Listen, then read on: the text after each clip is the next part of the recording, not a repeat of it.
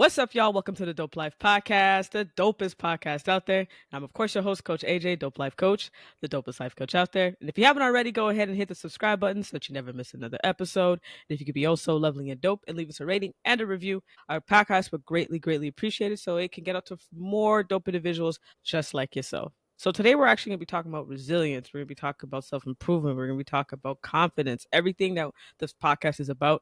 And I have a very special guest that's going to pop in and we're going to go back and forth and have a very dope conversation. So I'm not even going to let it go any further and I'm going to stop talking.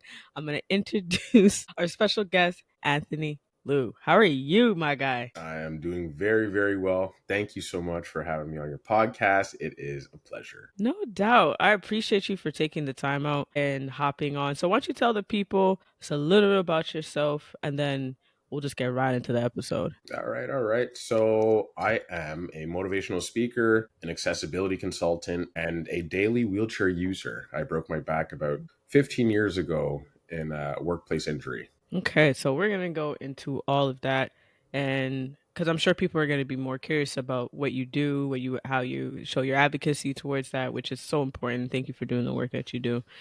So take us back to the day, a little bit of everything that happened, because that had to have been something that you don't forget, I'm sure. You know what? It's kind of weird, but we'll get into that later. Just the way life happened and how your brain can kind of forget things sometimes. It was September 30th, 2009, the last day that I walked out of my house. Everything was great. And I was working as an apprentice mechanic at a shop in Pickering, Ontario, went to work. Make a long story short, we brought some scrap cars down the street to the scrapyard, and I was inside one of the cars. We bumped them down the road using one car to push the other car. So an illegal procedure for what we were doing. We get to the scrapyard. I get onto the weigh-in scale. They get the weight of the car. Everything's okay.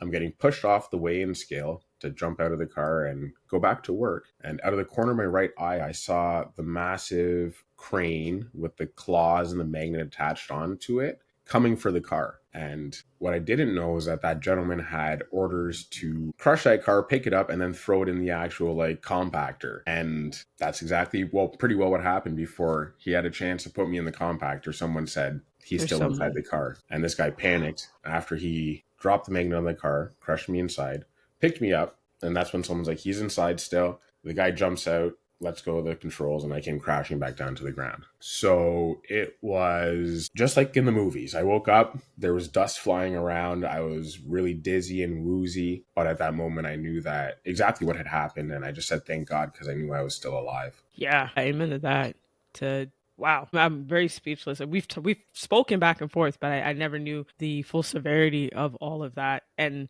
I'm a very visual person. Unfortunately, I did visualize that.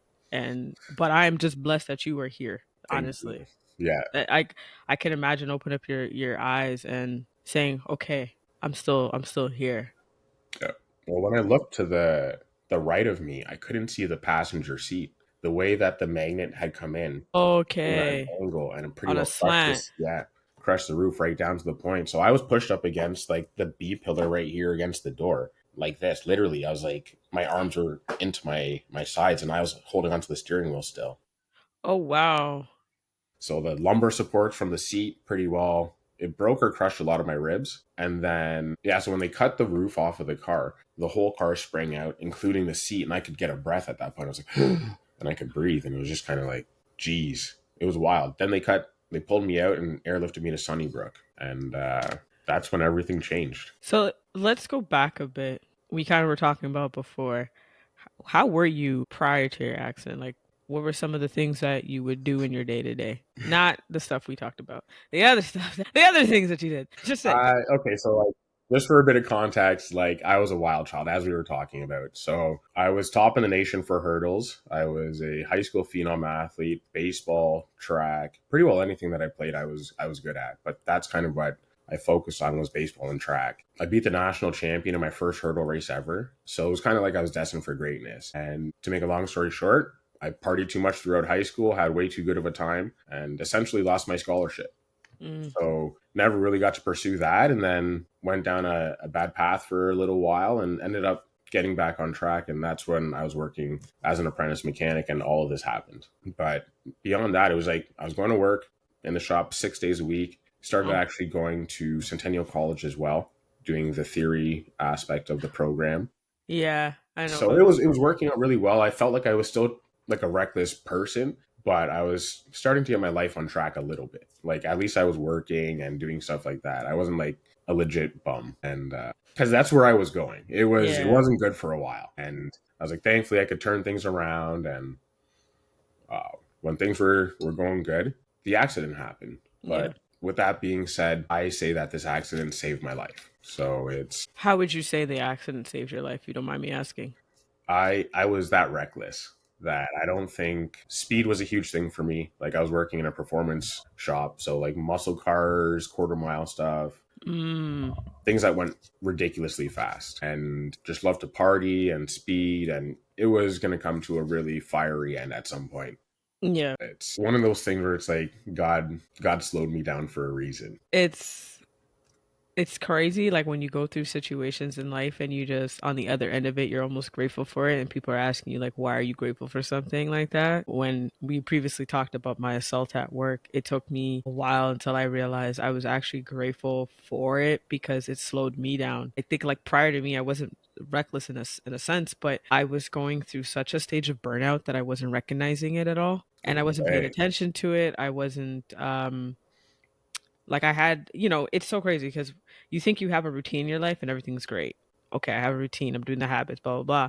But there's a point where you could be going through a sense of burnout and you're just using the routine as a coping mechanism, which is not bad. But at the same time, if you're just not taking care of the things that are happening, it doesn't really help at all. And prior to that, yeah, I was just working out. I was doing everything, but I was still miserable. I was not happy. I was unhealthy mentally. And I don't think I was really seeing my therapist at the time as regularly as I do now. I kind of took a step back. So when everything happened with my assault, it was kind of like, okay, we're going to sit you down. That's so interesting. And I'm like, no, because it's not familiar to me. Yeah. I always felt like I have to be in the do of doing things.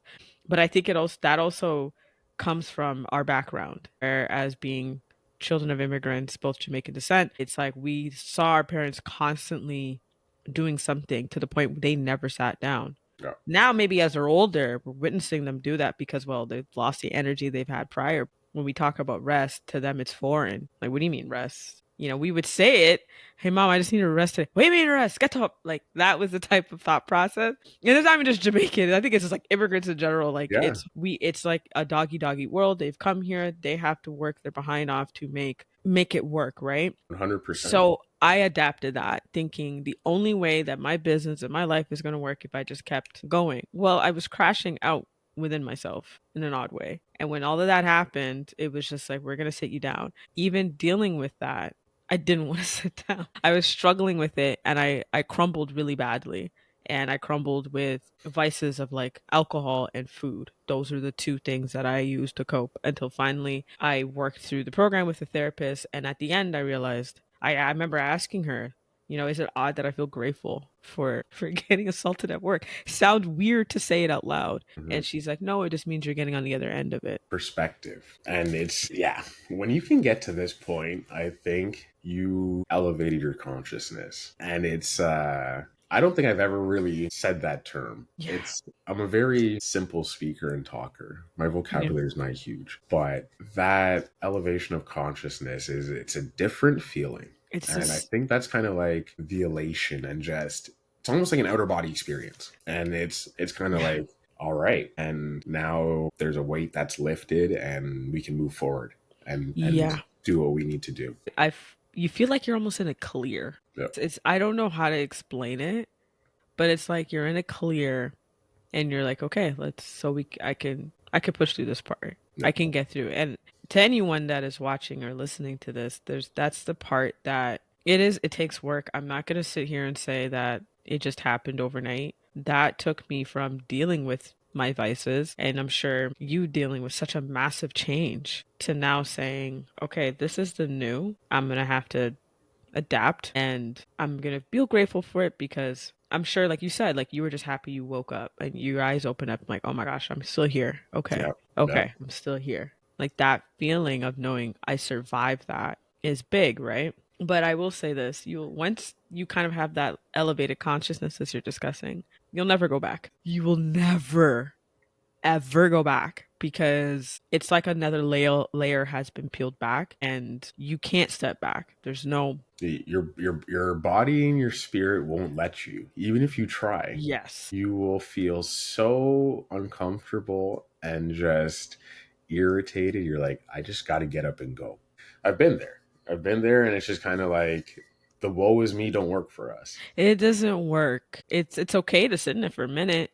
Yep, you have to. We're human, right? At Yeah. the end of the day, it's like nobody's perfect like that. Nobody can carry on and be at the top of their game every day, always. That's not how it works. Have you ever felt after the accident, have you ever felt like giving up? Like, all right, screw this. I'm not gonna live, not live, but you're gonna live, but you're just not gonna live the fulfillment life that you're living right now. Like, you're just like, I'm just gonna stay in this wheelchair and that's it. I tried that because like I've always been very fortunate to be super optimistic and just happy go lucky. So as soon as Mm-hmm. the accident happened, I was kind of like, well, I'm going to walk out of rehab. And they kind of snickered and whatever. And I was like, okay, you don't know me. And very quickly after leaving rehab and noticing that I wasn't really making any gains, mind you, I probably wasn't trying hard enough either because I can be quite lazy. Like I said, I'm either on all the time or I'm I like off, the accountability, by the way. right? It's true. So like I said, on or off. And I think at a certain point, I just said, I'm going to move forward with this and I'm going to make the best of my situation. And, if I'm going to walk again, God's going to get me walking. Mm-hmm. And if I don't, then I have to figure out how to move forward with this chair and learn how to live. So there was a point when I guess I got super sick after like a few months of being out of the hospital. I developed like a pressure sore and it got really bad. And Superman Christopher Reeves died from like the same sort of infection that I had. And I was like, if this guy, this millionaire, has all these resources and stuff available to him and he died, what's going to happen to me? Yeah. And at that point, I was kind of like a little bit woe is me because after everything, I had built myself back up to a point where I could be independent. But now with this sickness, I was back in bed. I couldn't get out of my bed. I couldn't get into my wheelchair. And there was just kind of like this moment where I'm like, the nurses told me I was going to die. And they're like, you have the ability to change this. And I was like, all right. So at that point, I chose life. And I said, the rain falls on the just and the unjust. You just got to Mm-hmm. keep going. Yeah. It's one of these things and it will get better. So I realized that my positive attitude determined my altitude. If I was sad, Mm. I wasn't going nowhere. But if I was Yeah. happy and out there and doing things, people saw that and opportunities came and were presented to me. And I've kind of just done that a little bit every day. Now it's like opportunities are coming at me left, right, and center, and life is amazing. I can't wait. I'm going to start a book soon. Like yeah. Okay. So how do you keep like your mindset like that for like the youth and the kids or the parents that are watching this? Like, however, how do you maintain your mindset? Absolutely. I'd say like that personal development aspect of things and just really and truly surrounding yourself with good people would be one of the things that I've really tried to do because there's so much negativity within the world and Oh yeah. around us. People that, we think want good for us, but are really just draining our energy, sucking the life out of us. We'll put on and we'll do everything that we can for them. But at the end of the day, it's like you got to take care of yourself. I say Yep. put your mask on first. And so it's learning about yourself, your faults, your strengths, your weaknesses, identifying that, and then working on the things that you need to work on. I say, like, when those turbulent times come and it's trying to throw you off your rocker, if you have a strong foundation, you're most likely able to weather the storm. Yeah. And so at that point, you go forward. And if you need people to lean on and you got good people around you, it helps you get through that much faster. But definitely personal development, what you're taking in is so important. Yeah. There's so much garbage on TV Your or mental diet is more important than you internet. ever could think. Yeah, Yep. that positivity. There's so many shows that are just like 90 Day Fiance and stuff like that. You're like, you can watch that for a second to just do mindless things, but that Oh shouldn't yeah. be all you're watching, right? Because That's back what's it called? Background noise. Yeah. yeah, right. But it's just kind of like there's so many things where when you need to take it in that are going to move you forward in your consciousness and your strength and your ability just to navigate, like I said, those turbulent times, you have to Hmm. be so good within yourself. Agreed. So like I'm not a huge podcaster, but audiobooks I've listened to and just putting me in a different mind frame. Even when I'm like upset or down about something, or I'm like, oh, I didn't hit this goal kind of thing. Mm-hmm. Inevitably I'll put on this podcast and there's something that resonates, or that book, and it'll resonate with me and be like, you're still on the right track. You're doing Yep. everything that you've been needing to do. And you might not see the fruits of your labor today or tomorrow, but in 3 or 4 months or in 1 year, you're going to be look back and you're gonna be like, holy shit, look at all that I've accomplished. And right now, that's me at this point. It was last time of this year, I had just finished my last bike ride, I think. I was packing up my apartment in Tucson and I was getting ready to drive 3,600 kilometers home with my wife after graduating from the University of Arizona.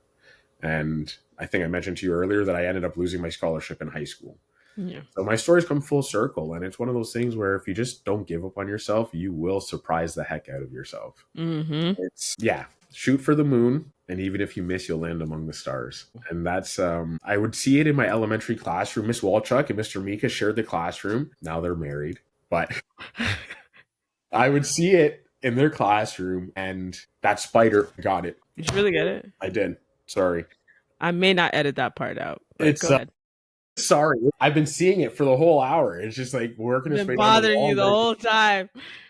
No, you're good. You're good. You're good. That's why editing is there for. Don't sweat it. But I would see it and I'm like, even if you miss, you'll land among the stars. And have you seen my mural? It's not No. my mural, but I was included in a mural. And Can I see it online? yeah, it's on my Facebook. It's the background of my Facebook banner. Okay, I'll take a look. A Black Legacy Committee at this high school in Oshawa, GL Roberts CVI, were tasked with finding a local role model, someone that they think Black kids could look up to in their community and whatever the case is. They went on the internet, did their research, and in this mural we have like Lincoln Alexander, Gene Augustine, Usain Bolt, Nelson Mandela, and tons of other historical Black figures. But right in the middle is me. And it's a massive mural. It's probably like 30 feet by like 15 feet, I Wow. think. Yeah, it's huge. It takes up the stage on a wall in their school, and it's phenomenal. And it was just kind of like, I'm nowhere where I want to be yet, but if you see that mural, it's just kind of like I've landed amongst all of the stars. Yeah. And it was just like, it's such an amazing feeling, and I feel so grateful for where I'm at right now and to be able to share my story and have conversations like this with people such as yourself. It's life couldn't be better. So I will ask you this. I always ask everyone this at the end of the podcast. What makes you feel the most dope? I think you've talked about it a lot, but if I had to put it in perspective, if you had to put it in perspective, what makes Anthony feel the most dope? So the first immediate question that popped in, or answer that popped in my head, was going fast. But the second thing was helping The others. speed, man. The Sorry. speed is like, it's like flows through my veins. Yeah. But But sorry, the second thing you said? helping others. Helping others is like I said, when I came home this Sunday and I was like crashing on my way down, but then I jumped into the shower and I was legit dancing in the shower. I'm You're like, so happy. I felt so happy. And I was just like, if I could replicate this and make it better and bigger, I'm like, these athletes, I'm like, this has nothing to do with me. I didn't get nothing out of this. I was like, No, you I got did a actually, couple though. t-shirts. I did. I absolutely did. But it's not like it was like I said, like it wasn't monetary. It wasn't Right. like, I love the wheels that they got because I need a set, but it wasn't like, oh, I want these wheels. I was so happy to be like, yo, here are these wheels. You know, I unzipped. I was like, oh, yo, these are sick. Like, here you go. I'm so happy for you. And it was just, there's so much joy. And yeah, it's already happening. And Well, that is dope. Well, I want to thank you for hopping on the podcast. We had a great conversation. And this is just going to be the first of, obviously, or the second of many, right? It's like our second one or third. I lost count. But we're going to continue to have many. Y'all go and check out Anthony. I'm going to put all of his handles in the description below. I will see you all next week. I hope you got some really good gems from this conversation. And always, y'all, you know exactly what to do. Walk with peace and walk with love.